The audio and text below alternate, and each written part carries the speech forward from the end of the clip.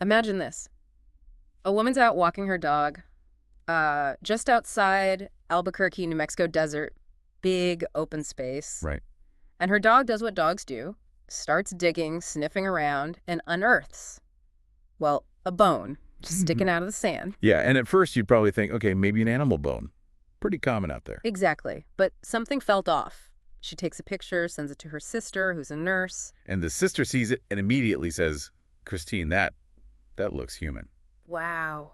And that single moment, that discovery on February 2nd, 2009, near 118th Street and Dennis Chavez Boulevard. Yeah, on the Southwest Mesa. That was the start. It pulled back the curtain on this just horrific situation, the West Mesa murders. Absolutely. So today we're doing a deep dive into this. We've got a whole stack of sources, news reports from the beginning, victim info, police updates, even recent legislative stuff. We're going to try and unpack it all. Yeah. The discovery itself, the women who lost their lives, the investigation, which, I mean, it's been over 15 years now. 15 years.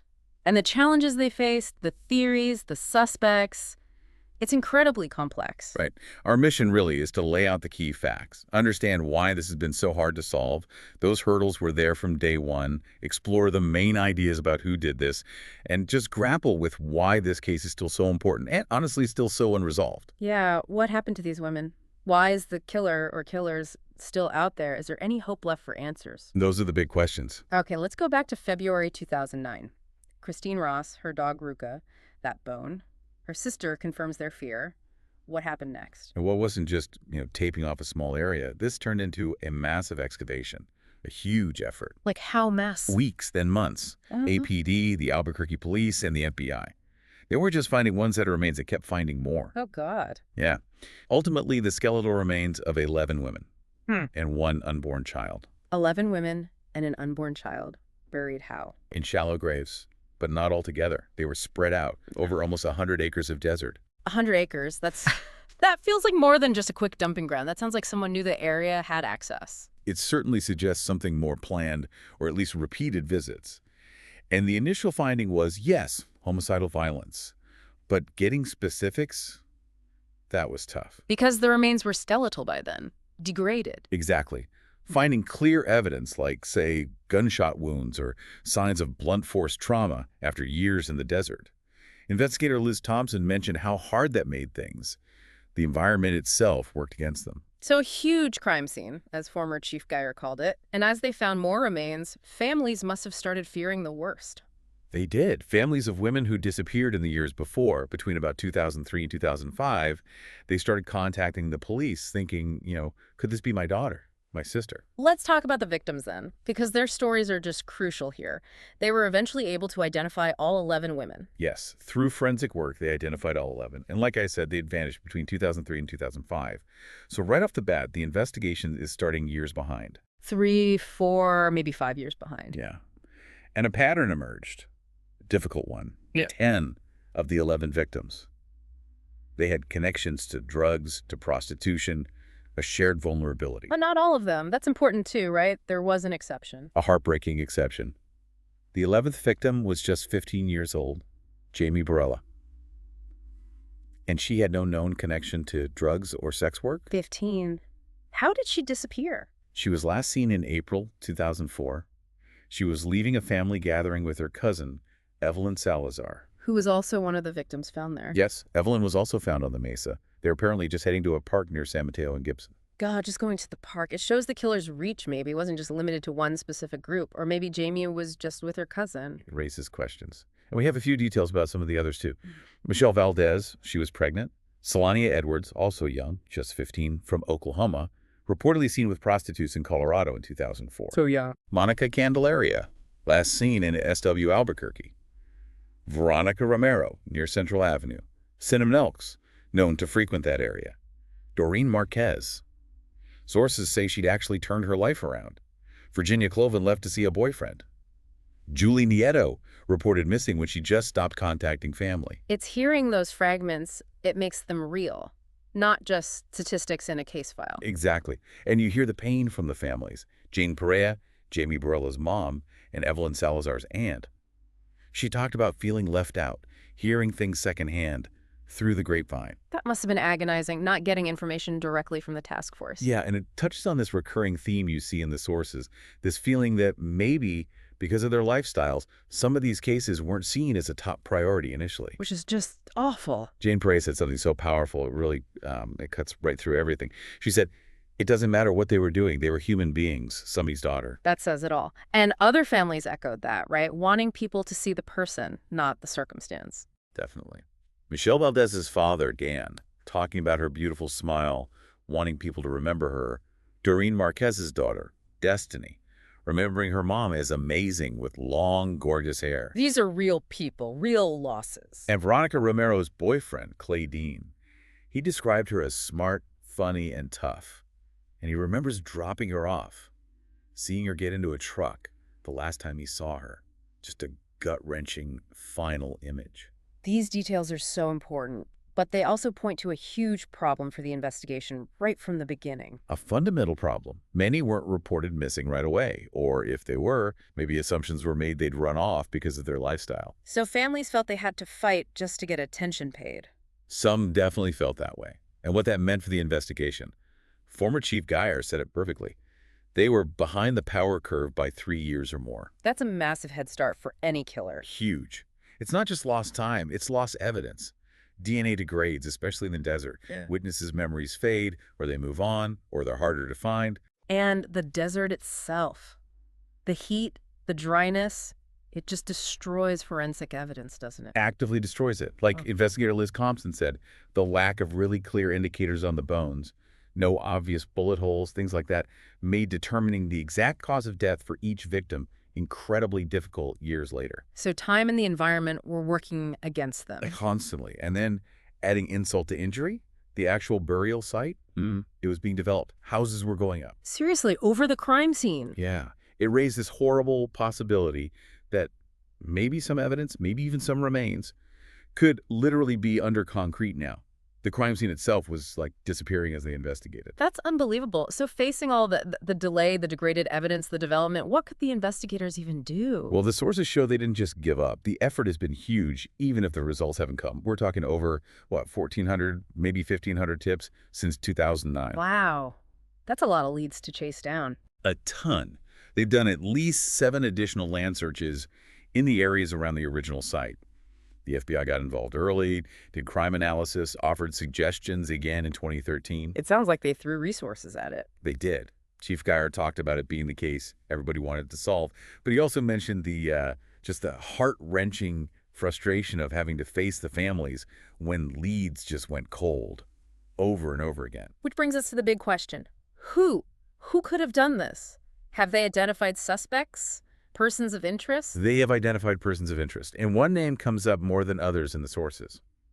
Lorenzo Montoya. Lorenzo Montoya.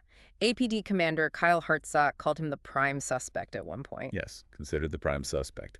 And there are reasons for that, definitely. First, location. He lived only about 3 miles from where the bodies were found. Oh, okay. Proximity. And critically, his history.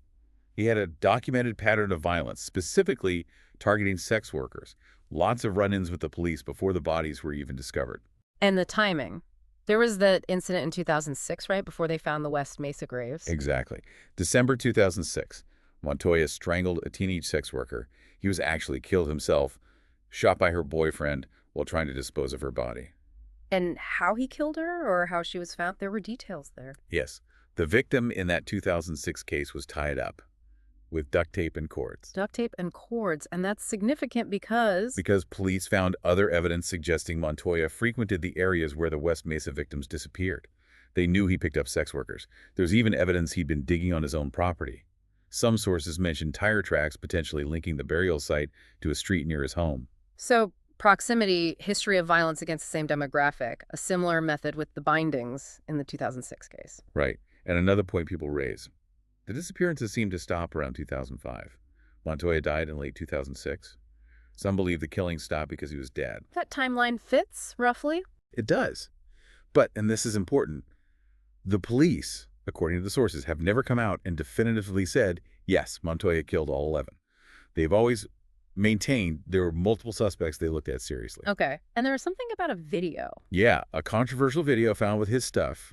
Some people listen to it and believe they hear sounds like plastic bags, duct tape, sounds they think could be related to disposing of a body. Yeah. But it's interpretation, right? Not definitive proof he committed these murders. So, Montoya, a strong possibility, maybe even likely in some investigators' minds, but not a closed case.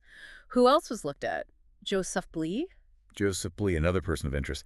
The link there was initially kind of specific, a plant tag found near one victim's remains. A plant tag. Yeah, apparently he worked in landscaping, so that tag pointed towards him. And like Montoya, he had a history of violence against women. He's actually serving, I think, 90 years now for rape convictions from 2015. Totally separate case, though.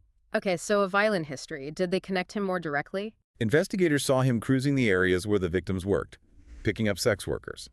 So the behavior pattern was there. But the sources are clear. He hasn't been charged in the West Mesa case.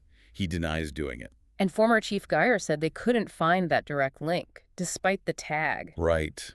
Geyer mentioned checking thousands of receipts, trying to tie Blee definitively to the victims or the site, but they just couldn't make that solid connection needed for charges. So another person of interest, but not enough evidence. It feels like they hit walls with these individual suspects, which leads to another idea mentioned in the sources.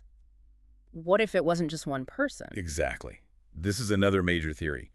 Could this be related to something bigger, like human trafficking? A trafficking ring. How would that fit? Well, some suggest a kind of brutal cleaning house scenario.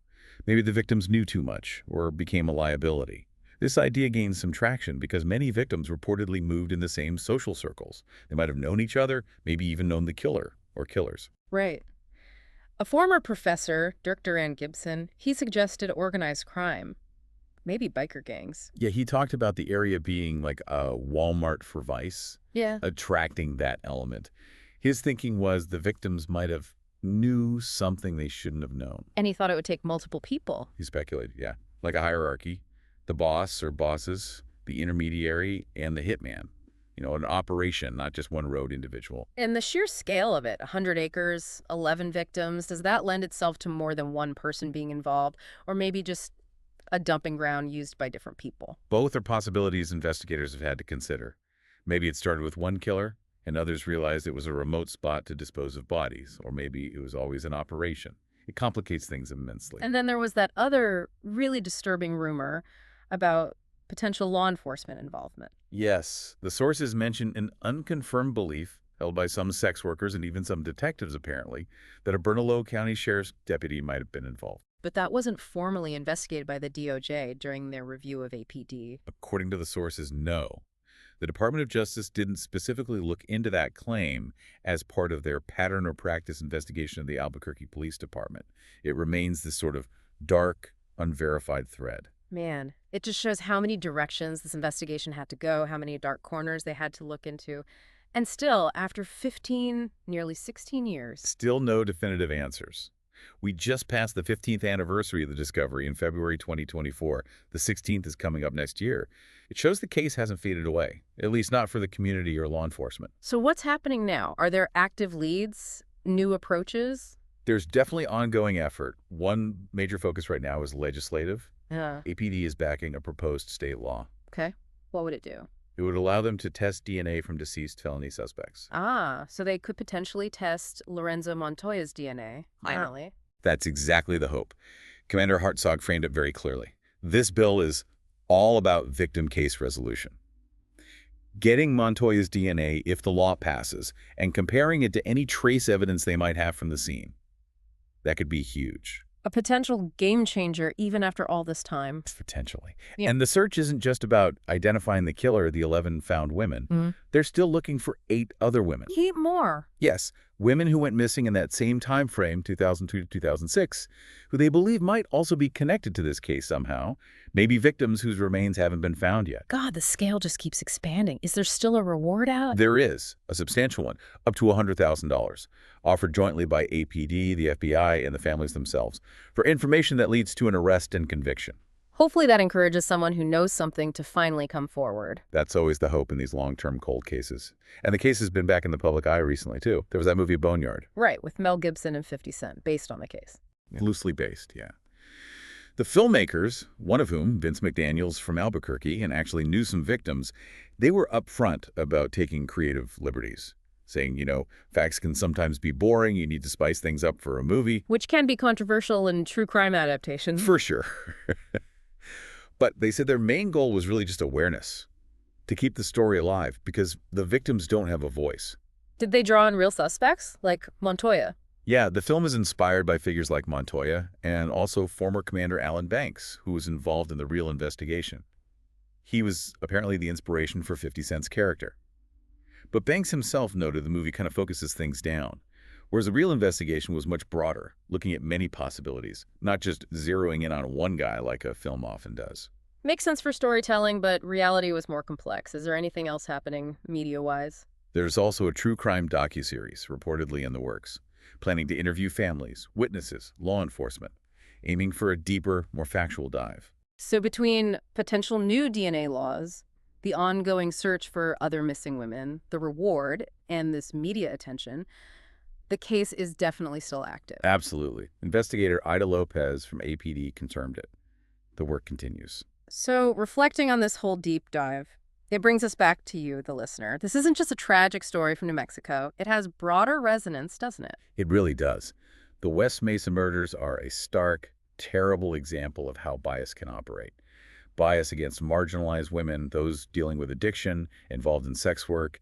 It shows how vulnerable people can become almost invisible. Less visible to society, maybe less prioritized by authorities when they disappear. That's the painful reality this case highlights. Yeah. But the flip side is also true. It shows the incredible power of community advocacy. The families. The families, local advocates, they refused to let these women be forgotten. They kept pushing, kept demanding answers. So much of the continued pressure, the leads, came from them. It's a testament to their fight. And it underscores this long, hard struggle for justice, for closure, for families who've been living with this nightmare for over 15 years. Uncertainty, grief, and just fighting to have their loved ones recognized. We've covered so much: the shock of the discovery, the victims' lives, the immense investigative hurdles, the suspects, the theories, the ongoing efforts. But we end where we began, really, with unanswered questions. The biggest ones. Who is the West Mesa Bone Collector? Was it one person, Lorenzo Montoya? Someone else? Or was it several people, maybe part of something bigger, more organized? And will technology, like that potential DNA testing or maybe just a new tip, finally break the case open? The search goes on. And if you listening right now or someone you know has any information at all, even something that seems small, please make the call. Yeah, absolutely. The 1 18th Street Task Force number is 1-877-765-8273. Or the local number is 505-768-2450. You can also give tips anonymously through Crime Stoppers at 505-843-STOP or email investigator Ida Lopez directly. ilopez@cabq.gov. That's ILOPEZ@CABQ.gov. The reward is up to $100,000. As we wrap up, here's something to think about. How do our own judgments, our societal assumptions about people, how does that affect how we react when they become victims? How does it impact the search for justice? What's our responsibility as a community to make sure every single life is valued, every loss is mourned, and every crime is investigated with equal urgency, no matter who the victim was or how they lived? It's a tough question, but this case really forces us to ask it.